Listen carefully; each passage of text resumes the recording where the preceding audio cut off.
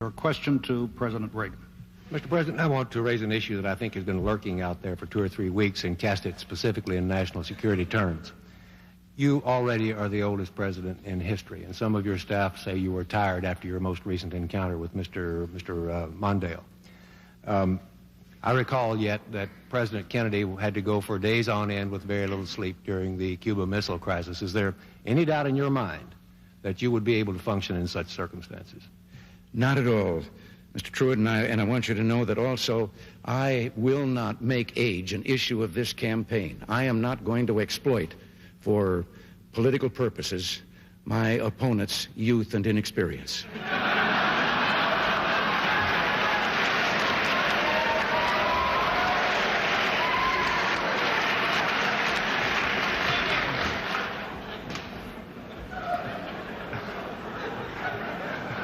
If I still have time, I might add, Mr. Truitt, I might add that it was Seneca or it was Cicero, I don't know which, that said, if it was not for the elders correcting the mistakes of the young, there would be no state. Mr. President, I'd like to head for the fence and try to catch that one before it goes over, but I'll go on to another question.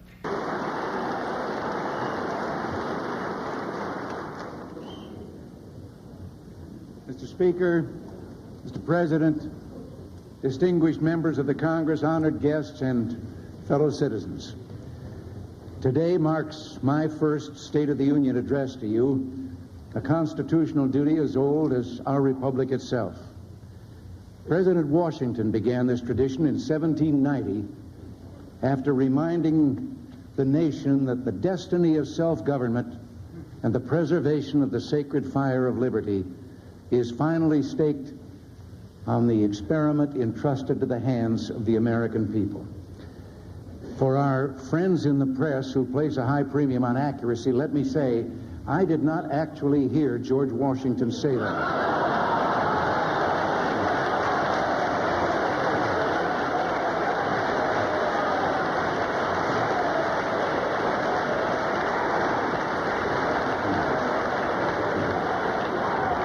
But it is a matter of historic record. On our way here in Air Force One, I was looking down over your countryside out here because most of the way from Oklahoma, I was looking down at clouds. And I could say that it reminded me of a story, but actually I wanted to tell the story whether anything reminded me or not. It was about a fella that was driving down a country road, and all of a sudden I looked out, and there beside him was a chicken. He was doing about 45, and the chicken was running alongside. So he stepped on the gas, he got it up to about 60, and the chicken caught up with him and was right beside him again, and then he thought, as he was looking at him, that the chicken had 3 legs. But before he could really make up his mind for sure, the chicken took off out in front of him at 60 miles an hour, turned down a lane into a barnyard. Well, he made a quick turn and went down into the barnyard too, and there was a farmer standing there. And he asked him, he said, did a chicken come past you? And he said, yeah. Well, he said, am I crazy, or did the chicken have 3 legs? And he says, yep, it's mine. He says, I breed 3-legged chickens. And the fellow said, for heaven's sakes, why? Well, he says, I like the drumstick, Ma likes the drumstick, and now the kid likes the drumstick, and we just got tired of fighting for him. And the driver said, well, how does it taste? He says, I don't know. I've never been able to catch one.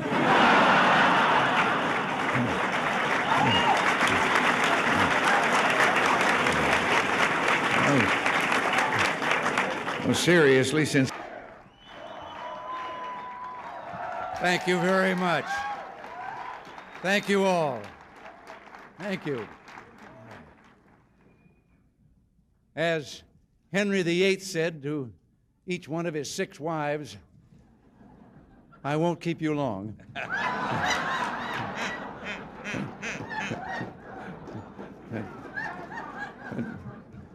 I spoke of the difference between our 2 countries. I try to follow the humor of the Russian people. We don't hear much about the Russian people. We hear about the Russian leaders. But you can learn a lot because they do have a sense of humor, and you can learn from the jokes they're telling. And one of the most recent jokes I found kind of, well, personally interesting. Maybe you might tell you something about their country. The joke they tell is that an American and a Russian were arguing about the differences between our two countries. And the American said, look, in my country, I can walk into the Oval Office, I can hit the desk with my fist and say, President Reagan, I don't like the way you're governing the United States. And the Russian said, I can do that. The American said, what? He says, I can walk into the Kremlin, into Brezhnev's office, I can pound Brezhnev's desk, and I can say, Mr. President, I don't like the way Ronald Reagan is governing the United States.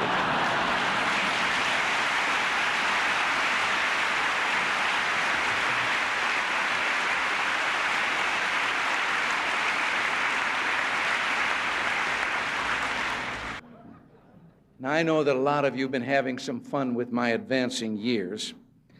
You even tied my recent surgery to my age. Well, I got to be honest with you. I had that same operation when I was young, and it felt so good I wanted to have it done again before I was too old.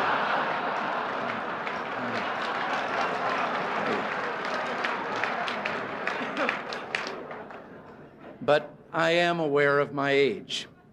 When I go in for a physical now, they no longer ask me how old I am. They just carbon date me. Incidentally, I've got a news item for you. We have a spin-off from our Star Wars research. It's a helmet for me to wear at press conferences. All I do is push a button and it shoots down incoming questions. You have to admit, though, that my attitude is better than linebacker George Atkinson's when he was with the Oakland Raiders. Someone asked him what the player's reaction would be if the press box blew up. He said we'd have 30 seconds of respectful silence and then continue with enthusiasm. Now, honest, I don't feel that way. Maybe once in a while. Nancy, would you like to join me up here please?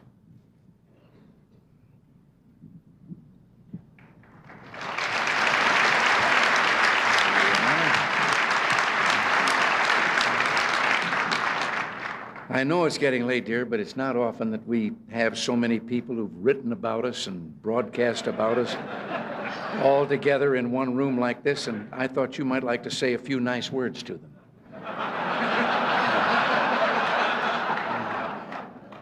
They're all from the press and radio and television. Maybe just a friendly little greeting would do.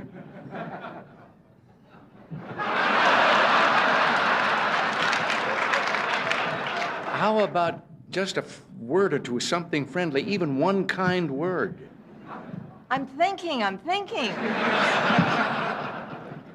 Seriously, my friends, as always, we've had our share of laughs tonight at one another's expense, which is as it should be in a city where the issues are important and the passions run so deep. Maybe the fun and good nature of evenings like this is a good place to start. So thank you for your hospitality and thank you for inviting us. Thank you. All right. Thank you.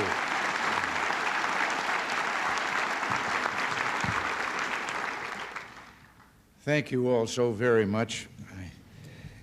In all the 36 anniversaries of my 39th birthday, this has certainly been the most memorable.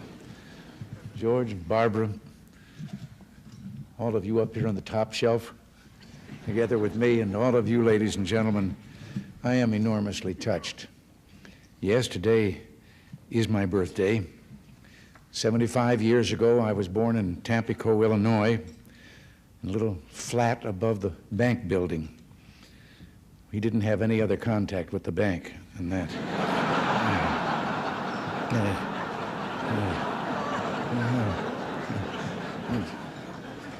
Now, here I am, sort of living above the store again.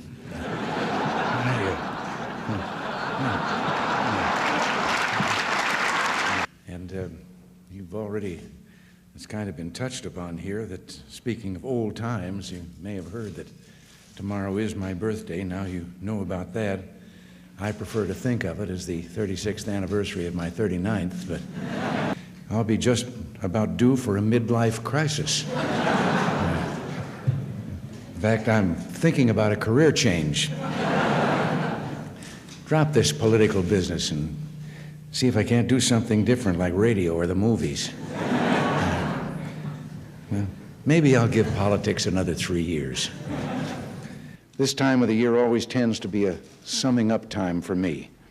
It's been swearing in time, and the new year every year, and a birthday, the 36th anniversary of my 39th birthday.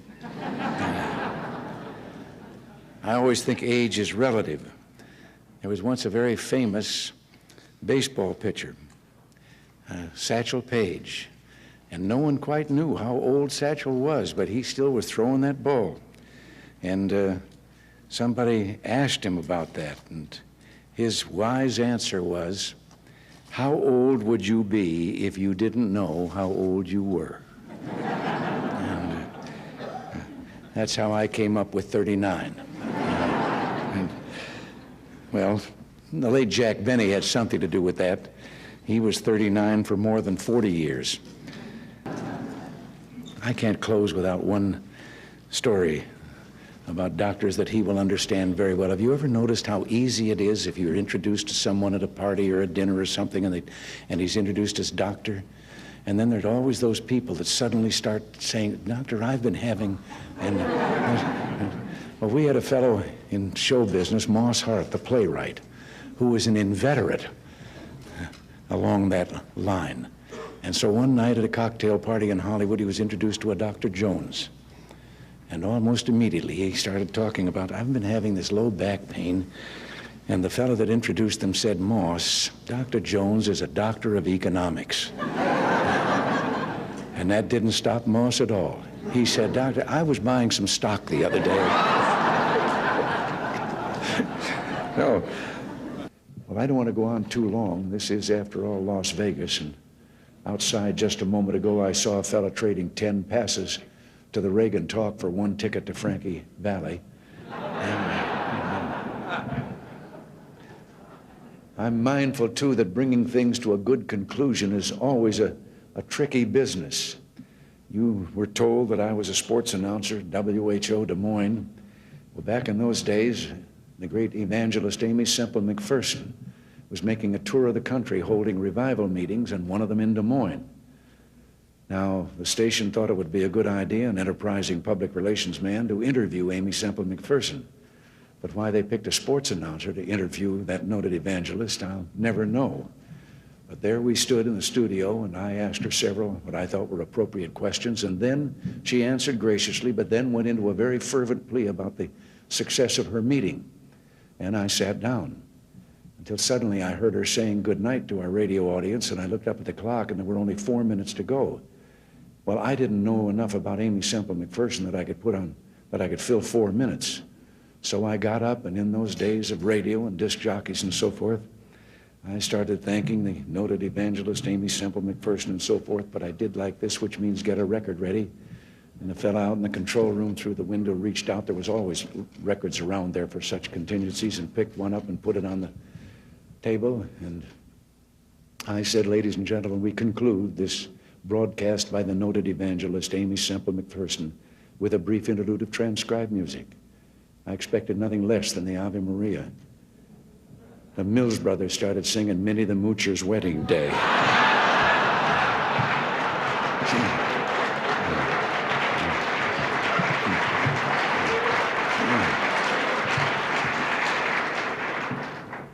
She never did say goodbye. She just slammed the studio door as she went out.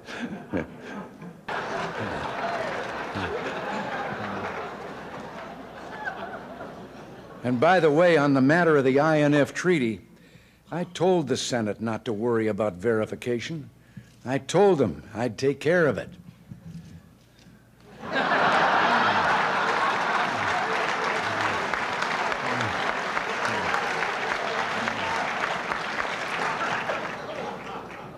And while Gorbachev was here, I even made him write 100 times, "I will not cheat, I will not cheat."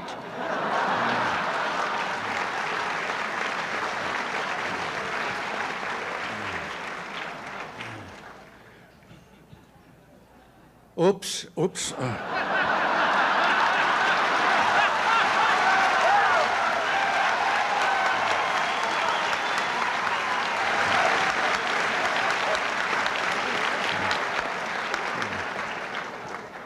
Well, now, during my presidency, I've always emphasized diplomacy. But sometimes it comes to the point you have to use force in foreign affairs. And here I am, arm wrestling General Noriega for Panama.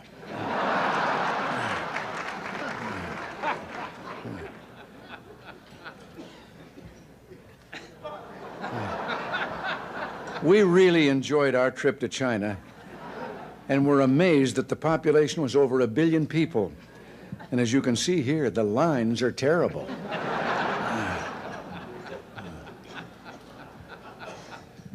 On another trip, the government of Indonesia gave us these gifts, and they're our friends.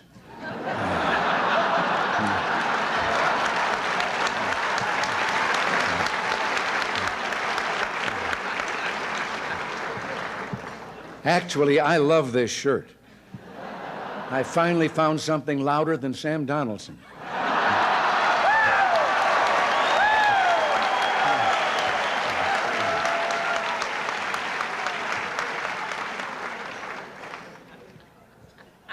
And speaking of the press, remember during the Contra Aid vote when the networks wouldn't let me on the air?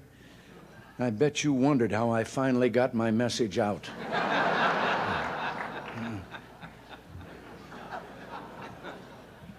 It's no secret that the press and I sometimes don't get along.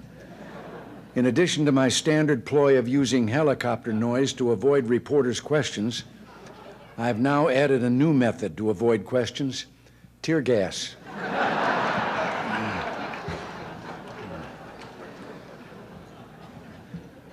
I've loved almost every minute I've been in office, although there were a couple of trips to the hospital.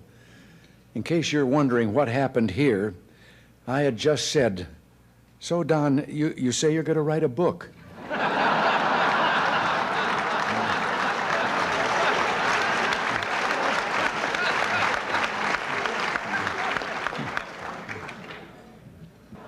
One of my greatest enjoyments is talking to the young men and women who defend us from attack.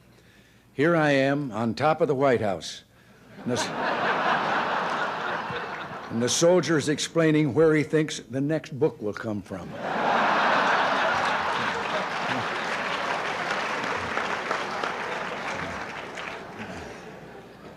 It's fortunate that not everything has been spilled in these books, however. I hope the environmentalists never find out about this one. We used to fly Air Force One over Wyoming low and shoot buffalo from the window.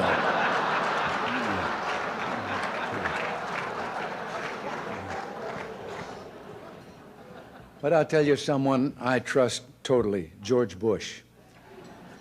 He's been a wonderful vice president, and he'll make an excellent president. And that's why I endorsed him and why I'll work hard for him this fall. Here we are listening to one of his speeches.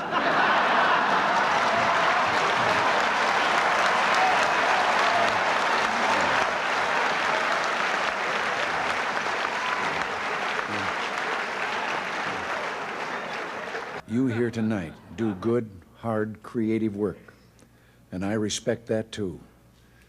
So, as we say our farewells here tonight, this salute's for you.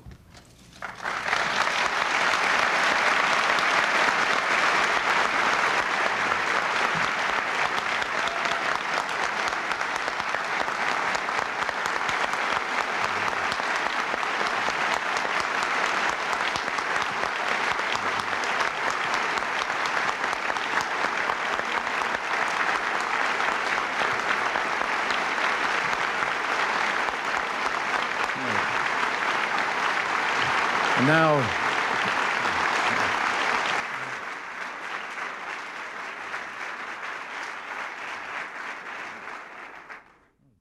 thank you very much, but I think George and I should be applauding you. I thought it'd be good to get together now that we've all rested from our summer vacations. And although it's true summer vacations aren't always restful, you know that leads to a story. There was a fellow that was on his way to a mountain resort, and a policeman stopped him and said, "Did you know that you're driving without taillights?" And the driver hopped out of the car. He was so badly shaken that the officer took pity on him and said, well, now, wait a minute, calm down. It's not that serious an infraction. The fellow said, it may not mean much to you, but to me it means I've lost my trailer, a wife, and 4 kids.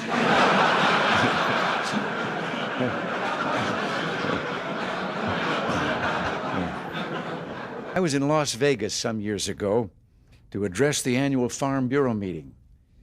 And on my way to the hall, a fellow recognized me and asked what I was doing in Las Vegas. And I told him I was there, what I was there for. And he said, what are a bunch of farmers doing in a place like Las Vegas? And I couldn't resist. I said, Buster, they're in a business that makes a Las Vegas crap table look like a guaranteed annual income.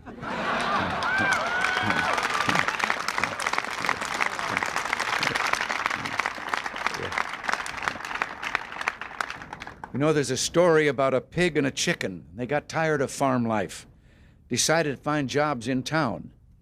They no sooner arrived in town when a chicken spotted a sign in the window of a restaurant. It said ham and eggs, $1.25. The chicken suggested they go in and apply. And the pig said, wait a minute.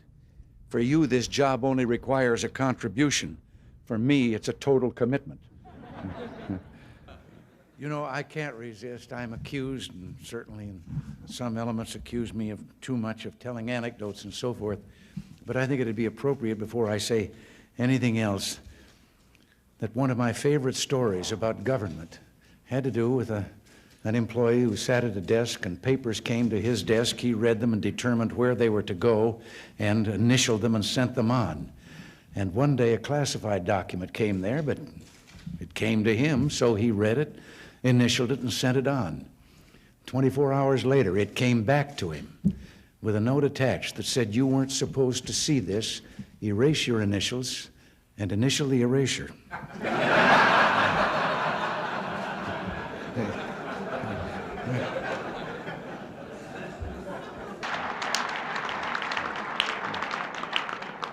But even Howard Baker's writing a book about me. It's called 3 by 5, The Measure of a Presidency.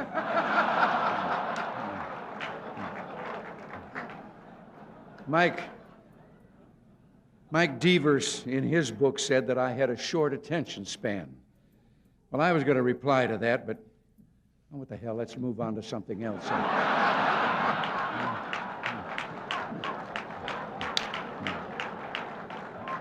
Now,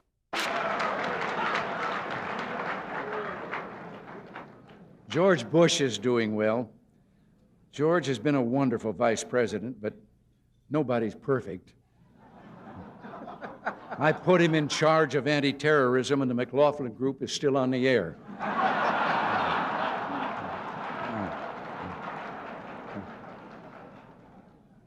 But with so much focus on the presidential election, I've been feeling a little lonely these days. I'm so desperate for attention, I almost considered holding a news conference.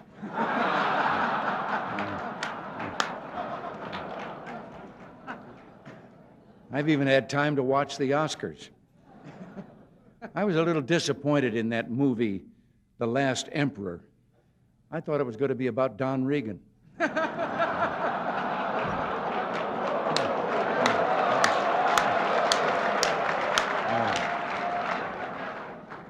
Now, one example is a story they tell. You know, you have to wait 10 years there for delivery after you order an automobile. And so a fellow had finally gotten the money together and was going to buy an automobile. Only about 1 out of 7 families have them in that country. And he went through all the paperwork and everything and finally signed the last paper, laid down his money, and then the man behind the counter said, come back in 10 years and get your automobile. And the man said, morning or afternoon? And wait. The fellow behind the counter says, well, what difference does it make 10 years from now? And he said, well, a plumber's coming in the morning.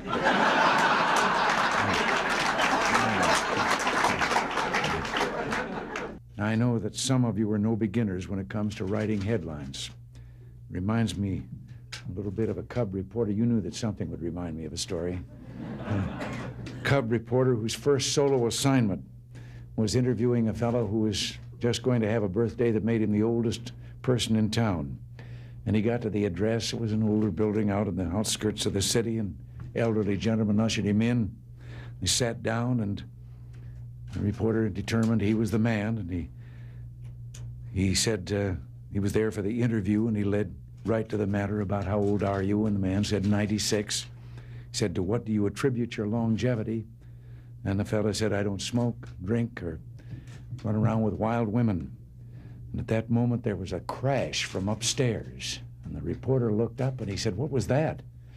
The old boy said, oh, that's Dad. He's drunk again.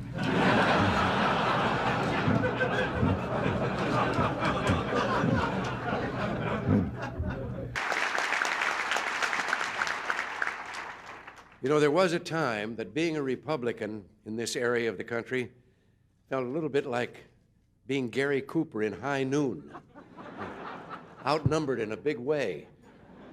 I remember the story of the fella here a while ago who was running for Congress as a Republican.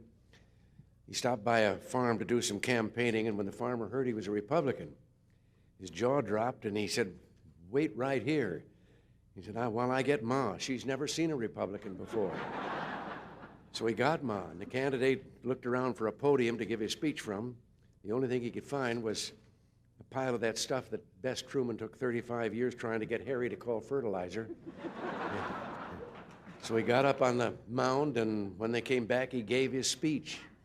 End of it, the farmer says, that's the first time I've ever heard a Republican speech. Candidate said, that's the first time I've ever given a Republican speech from a Democratic platform.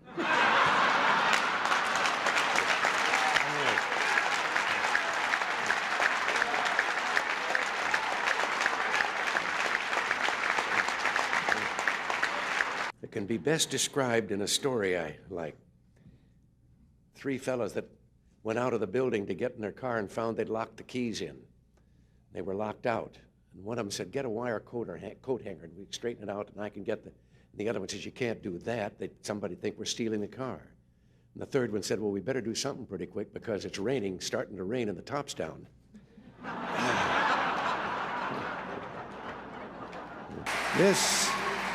This convention brings back so many memories to a fellow like me.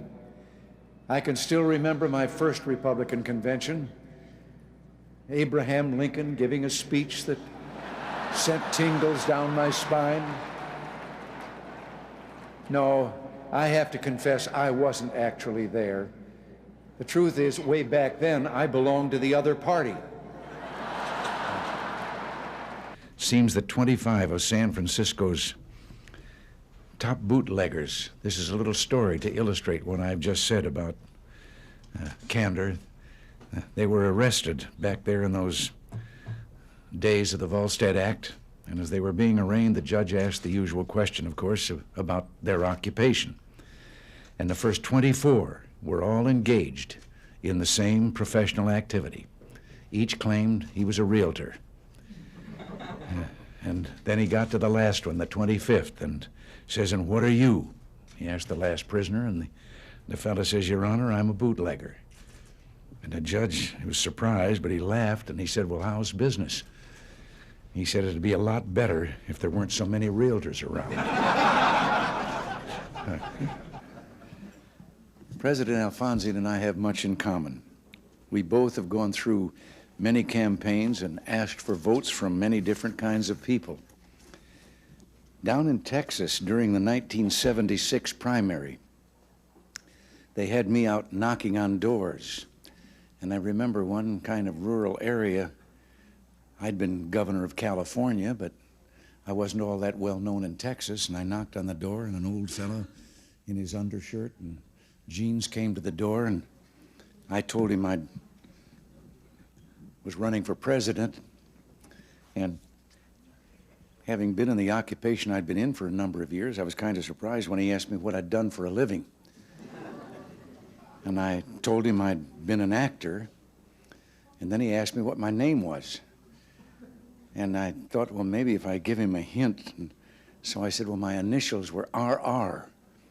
And with that, a face lit up, and he turned and he ran back into the house, and he was yelling, Ma, Ma, come on out here quick. Roy Rogers is outside.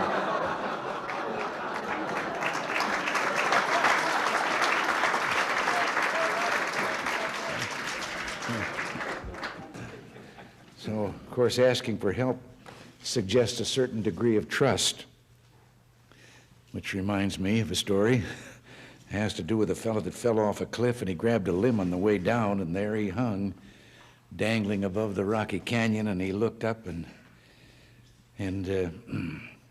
didn't see anyone, and he finally shouted out, "Oh, Lord, if you're up there, tell me what to do." And a moment later, a voice came booming down from the heavens that said, "If you have faith, let go." Well, he took another look down at those rocks 200 feet below, then looked up again and says, "Is there anyone else up there?"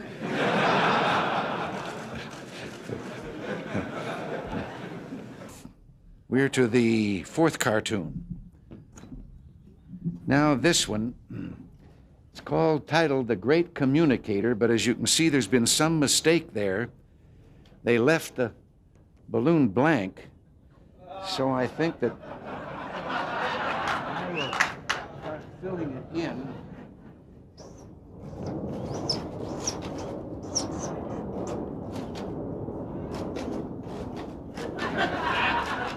I forgot what I was going to say.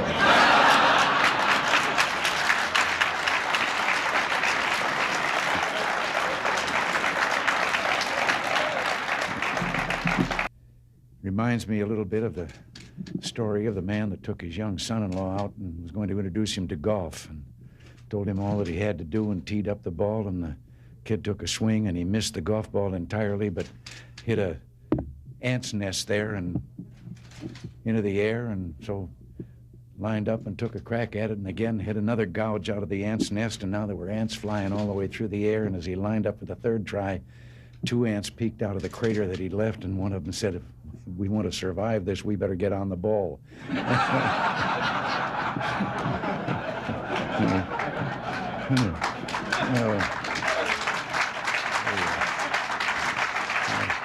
Being a former Democrat myself, I know how difficult it is.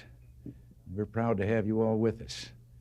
I have to tell you that I had started working for the party before I got around to joining it. And one night, 1962 state campaign in California, I was speaking at a fundraiser, and a woman stood up in the middle of the audience and asked me if I'd re-registered. And I said, "No, but I'm going to." She said, "I'm a registrar." She walked right down the middle aisle, put the paper up, and I signed up, and then said, "Now, where was I?" Could I just say something here about this? I'm half Irish, too. The other part is English and Scotch. But I just can't help but telling you, and you can take this with you as I'm going to take this with me, that I was visiting Ireland and my father's ancestors' background and community and so forth, and then found myself on Cashel Rock, where St. Patrick erected the first cross. And the young Irish guide was taking us through the old ancient cemetery. And we came to one tombstone, and he proudly pointed out, and the tombstone was inscribed, "Remember me as you pass by, for as you are, so once was I. But as I am, you too will be, so be content to follow me." And this had proven too much for some Irish who had scratched on the stone underneath, "To follow you, I am content. I wish I knew which way you went." You know, so much of what we're trying to do, and so much of this, depended on real communications. And I can't resist. I've told this story before, and if some of you have heard it before, it illustrates communications. You'll have to forgive me, but life not only begins, or lumbago, I should say, not only begins at 40, but so does the tendency to tell the same story over and over again. But I've always thought of the importance of communication and how much a part it plays in what you and I, what all of us are trying to do. And one day, a former place kicker with the Los Angeles Rams, who later became a sports announcer, Danny Villanueva, told me about communications. He said he'd been having dinner over at the home of a young ball player with the Dodgers. The young wife was bustling about getting the dinner ready. They were talking sports, and the baby started to cry.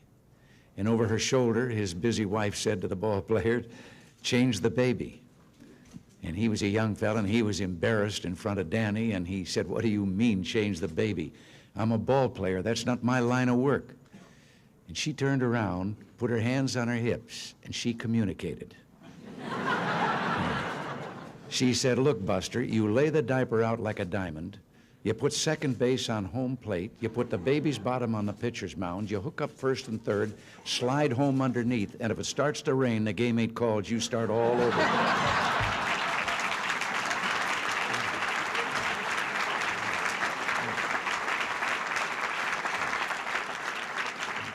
Something else I have to interject here, although this is not an occasion for humor. But I've had a kind of a hobby lately of collecting, by way of dissidents, stories that are told behind some of those iron curtains and those iron walls by the people themselves, showing their own cynicism about the system under which they're forced to live. And one recently that I heard had to do with 3 dogs that were having a conversation, an American dog, a Polish dog, and a Russian dog. And the American dog was telling them about how, well, he barks, and then in our country, his master gives him some meat. And the Polish dog said, "What's meat?" And the Russian dog says, "What's bark?"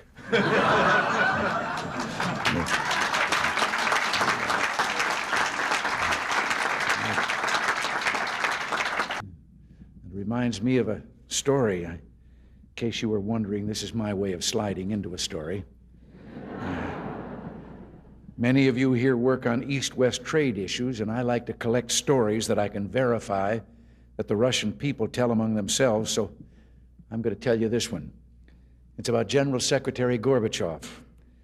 Seems that as part of the campaign to straighten things out there in his country, he had issued an order that everyone caught speeding or seen speeding should get a ticket, no matter how important they might be.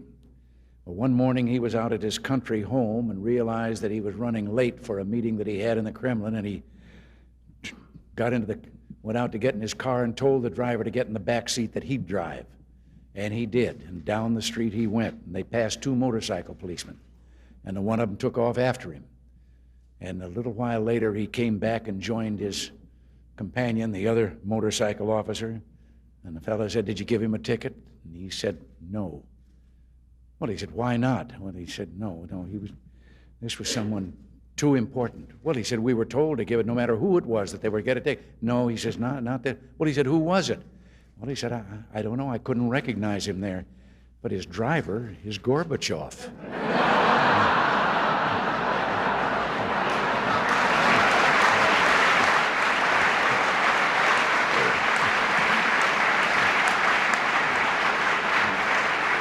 I have to tell you right here, I have been collecting stories that I can absolutely establish are told by the people behind the Iron Curtain in the communist bloc. And they're stories that reveal their kind of cynicism about the system under which they live. And one of the more recent ones that I heard was about the man walking along the street at night, Moscow. Soviet soldier called to him to halt. He started to run. The soldier shot him. And another man said, "Why did you do that?" Well, he said, "Curfew." Well, he said, "It isn't curfew yet." He said, "I know. He's a friend of mine. I know where he lives. He couldn't have made it."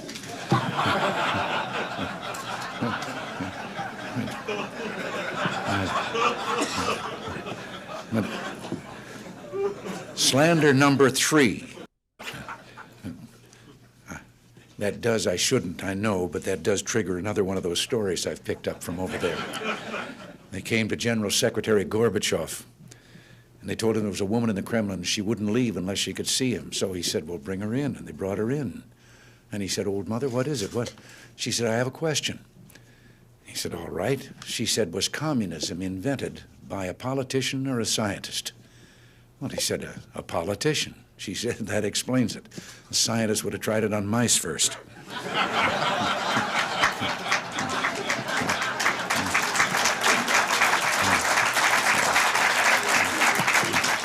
You know, there's a story about a young fellow from the city who hired out to work on a farm during the harvest season. And the first morning, everyone was up well before dawn. The new hired hand and the farmer made their way in the dark out to the oat field, neither one of them saying a word. And finally, the city fellow asked, what kind of oats were they going to cut? Wild oats or tame oats? And the farmer, a little surprised, said, well, tame oats, of course. Why do you ask? Well, he said, I was just wondering why we're sneaking up on him in the dark.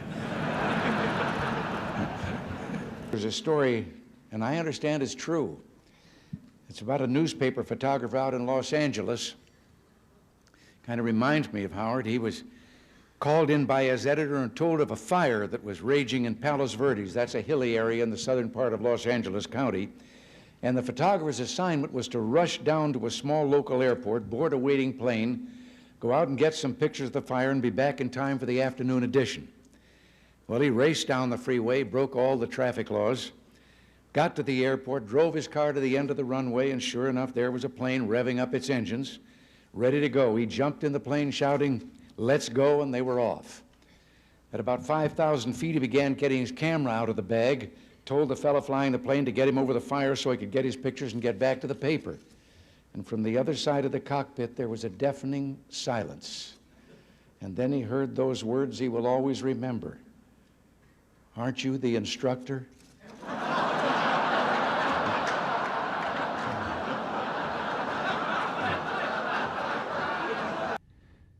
You know, when I think of the welfare system, it reminds me of a story, and I know some here have heard me tell this before, and maybe everybody knows it, but pretend that you haven't heard it because I like to tell the story.